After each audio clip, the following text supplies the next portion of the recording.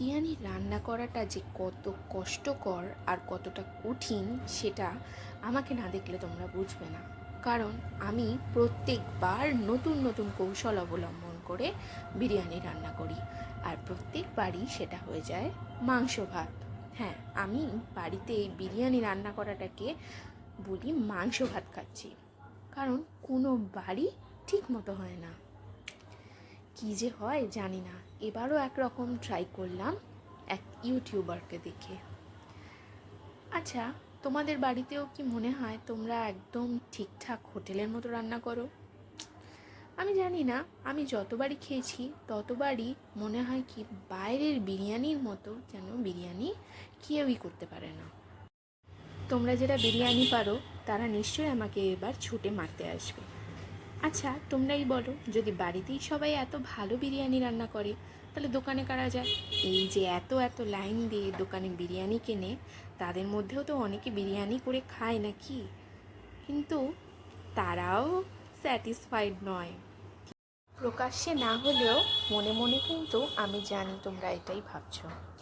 এইবার আমি যে কৌশলে বিরিয়ানিটা করেছি, বলতে হবে যে কিছুটা আয়ত্তে আমি আনতে পেরেছি, বাট তাও কিন্তু পুরোপুরি আসেনি। আরও আমাকে ট্রাই করতে হবে এই বিরিয়ানিটা করার জন্য। এইবার তেলটা একটু বেশি হয়েছে আর নুনটাও সামান্য বেশি হয়েছে। তাই আমি চাইবো পরের বার যখন আবার রান্না করব তখন যেন একদম পারফেক্ট হয়। এইবারের যে ভুলগুলো আমি করেছি সেইগুলোকে দেখে পরের বার আমি রেকটিফাই করব। হোক না ভুল, তাতে কি, তোমাদের সাথে এই রেসিপিটাই কিন্তু আমি শেয়ার করলাম। ইউটিউবে যখনই দেখি কেউ বিরিয়ানি রান্না করছে তখনই দেখি চুটকিতেই বিরিয়ানি রান্না হয়ে গেল, কিন্তু যখন আমরা ঘরে এই আয়োজনগুলোকে করি তখন মনে হয় কম টাইমেই হয়ে যায় এই ভাত ডাল মাছ। শুধু শুধু বিরিয়ানির কি দরকার? টাকা দিয়ে দোকান থেকে কিনে আনলেই হয়। কিন্তু না, আমি এখনও অবধি হার মানিনি। আমার বাড়ির লোক কিন্তু খুবই সাপোর্টিভ। তারা যে ধরনেরই বিরিয়ানি বা মাংস ভাত আমি রান্না করে ওদেরকে প্রেজেন্ট করি, ওরা সবেতেই দুর্দান্ত বলে খেয়ে নেয় চুপচাপ। বাড়ির লোকের ভাষায় এত পরিষ্কার, এত সুন্দর করে যদি রান্না করা হয় তাহলে সেটা কি বাজে বলা চলে? সে যতই নুন কম হোক, খেতে খুবই ভালো হয়েছে, কিন্তু ভুলেও এই প্রলোভনে পা দেবেন না।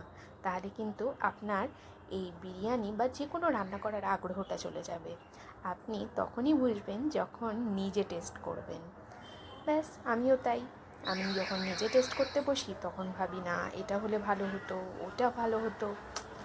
এই করে করেই আমি প্রত্যেকবার নতুন একটা ইন্ট্রো পাই বিরিয়ানি রান্না করার।